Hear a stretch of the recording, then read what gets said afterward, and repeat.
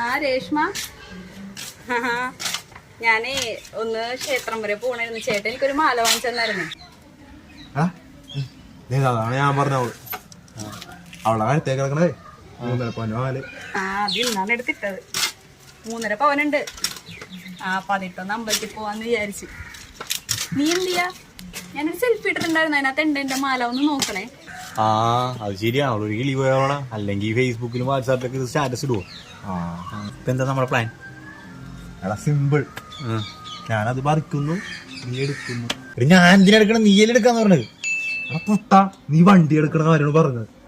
Okay, ഇപ്പൊ മനസ്സിലായി. നീ അതെടുത്തോ, ഞാനിത് പറിച്ചോളാം. അല്ലെങ്കിൽ ഞാനിത് പറിക്കാം, നീ എടുക്ക്. അല്ലെങ്കിൽ നീ എടുത്തിട്ട് നീ എന്ത് പണ്ടാരെങ്കിലും ചെയ്യും.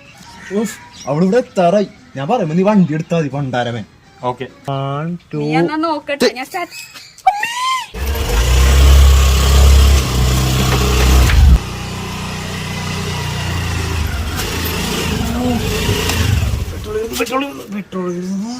എന്താണ് പൊട്ട ഈ സമയത്ത് പെട്രോൾ വെച്ചൂടെ? നീ ഞാൻ അടിച്ചേ ഓളാ നീ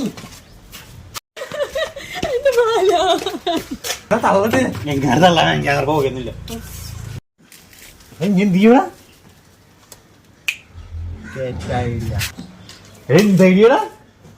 അതൊക്കെ ഉണ്ട്. ആ കൊച്ചുങ്ങളെ ഓടി വരുന്നു.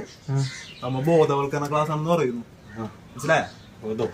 ബോധം ചാളാവക്കല്ലേ അളിയാ? ഇല്ല ഇല്ല, കൊച്ചു വരണ്ട്. അയ്യോ ചേച്ചി, ഇങ്ങനെ കാര്യമില്ലേ? ചേച്ചിയുടെ മാനസിക കഷ്ടപ്പെട്ടിട്ടൊന്നുമില്ലല്ലോ. ഇതൊരു ബോധവൽക്കരണ ക്ലാസ് ആയിരുന്നു ചേച്ചി. ബോധവൽക്കരണ ക്ലാസ് ആയിരുന്നാ? ഒന്ന് പറയണ്ടേ മോനെ. അവിടെ നീ ഇവിടെ പരിപാടി. എന്നാ ചേച്ചിയുടെ മാല.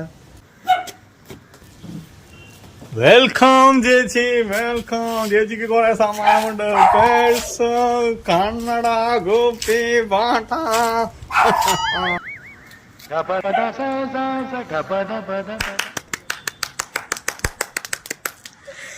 താങ്ക്സ് മോനെ, ഇത് കൊള്ളാട്ടെ ഈ പരിപാടി. ഓക്കെ, ടാറ്റാ. പേഴ്സ് കൊള്ളാലോ ഇത്. പാവം മക്കള്, ഞാൻ കുറെ തെറ്റിദ്ധരിച്ച്. ടാറ്റാ. വണ്ടി കളിക്കോ മാലയിട്ടുണ്ട്. പെട്ടെന്ന് വണ്ടികളിക്കോ. ഹായ്, നെക്കുമ്പോ തുറക്കണ പേഴ്സ്, കണ്ണട.